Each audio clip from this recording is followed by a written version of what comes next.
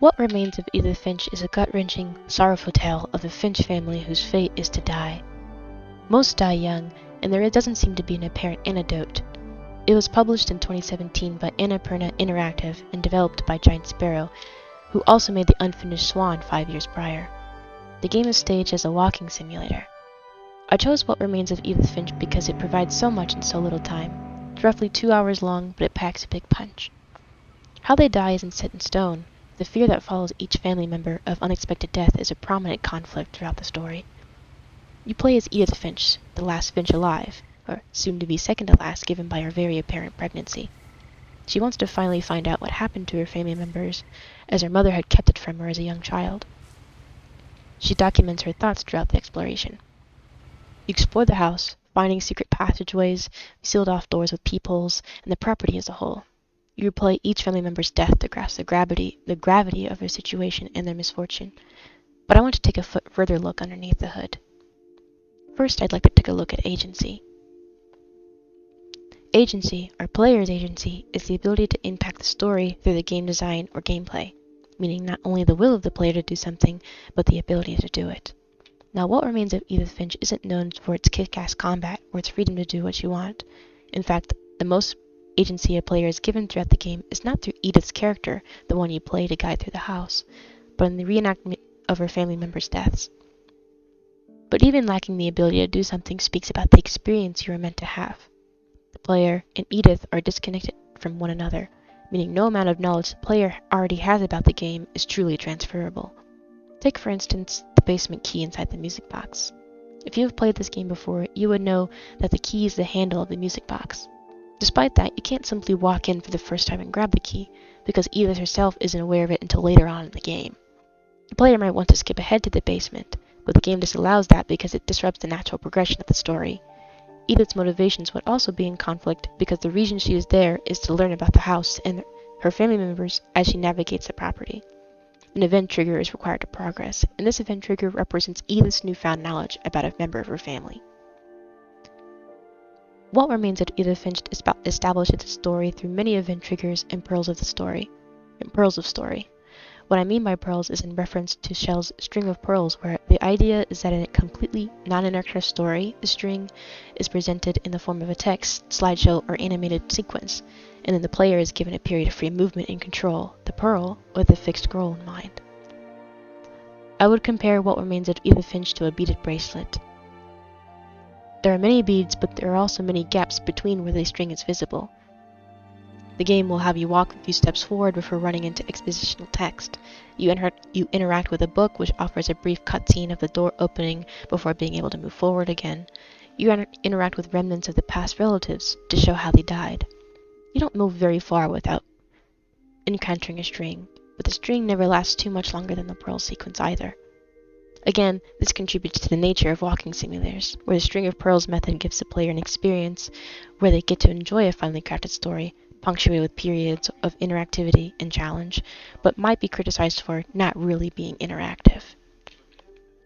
It's appropriate for the story as it is a guided experience more than an explorative sequence. The main priority is uncovering the truth behind their deaths, but without Edith's interpretation, the items and objects of the world don't give you many specifics. Take Gregory's death as an example. The narrator is Sam, who was the father of the baby Gregory. The narration is a letter to Kay, his soon-to-be divorced wife at the time. While the letter never once mentioned how Gregory died, he gave implications that he saw the world through a different lens, which was visually prominent while reenacting his death. Despite the lack of context in the letter, we are still able to see how Gregory died. A big takeaway from the game is that the truth relies on an unreliable narrator.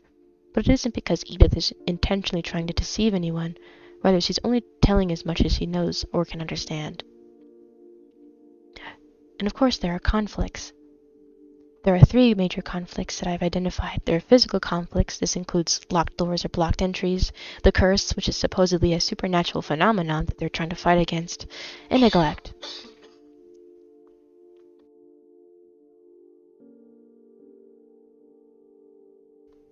Conflicts are obstacles between the player and the player's goals. Conflicts are a necessary evil in games because it provides the obstacle to create meaning. Shell says, a goal with no obstacle is not worth pursuing. So, for the physical conflicts, I want to get to the basement, but it is locked. For the curse, I want to end the curse, but I don't know how it started to begin with. And while the game tried its best to structure the story around Edith Sr.'s perpetuation of the curse, I still blame neglect for a lot of these deaths. These three conflicts encompass what remains of Edith Finch. The physical conflicts are more for the player to experience. It blockades routes that the story isn't ready for yet. The curse is the main motivation of the game, uncovering it and maybe even learning how to stop it. Neglect is quite possibly the true curse that players infer through the uncovered details about each death.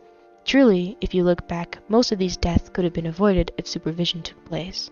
You don't leave babies in bathtubs alone. You don't place a swing close to a cliff. You don't leave poisonous berries near children. You check the deer if it's dead first before approaching it atop a cliff. No. Milton, Barbara, and even Edith Sr.'s deaths or disappearances are still not fully explained or can be fully blamed with the neglect notion, so it's not a concrete reason. However, most of these deaths did not have to happen. This isn't something Edith says directly, rather you infer these details from the circumstances. The same way Edith Sr. is portrayed as a villain of sorts for throwing gas on the fire, with her insistence on participating in interviews, calling one of her own family members a mole man, more than likely providing all these specific details to a satirical comic, inspired by Tales of the Crypt about Barbara, and even insisting that young Edith Jr. hear these stories that her mother fears had killed the rest of the family. You aren't told she is awful. Even Edith doesn't seem to hold any resentment toward her. It is something you have to step back and really think about afterwards, after the dust has settled. These conflicts combined provide physical obstacles, a motivation, and an overarching theme of the story. What Remains of Edith Finch isn't a happy story. What it provides is not joy or a lingering sweetness, rather imposes dread and even a hollowing emotion. Not all questions are answered, which is a realistic and consistent approach to the story. Just as I had mentioned, this is Edith's perspectives. You aren't omnipotent, you aren't entitled to know everything, you'll never know what happened to Milton. Except if you maybe played The Unfinished Swan, you'll never know what happened to Edith Sr. or Barbara, whom the police never found the body of either, and you'll never know what was in the book. You are essentially in the same boat as the other members of the family. No one really knew what was happening or what the curse actually was. What Remains of Edith Finch provides an unprecedented realism that I have yet to experience. Despite the house's odd architecture, the grief, the gravity, and the grip of the story draws people in. Each death leaves you sadder than the next, but you have to know what happened just as Edith did.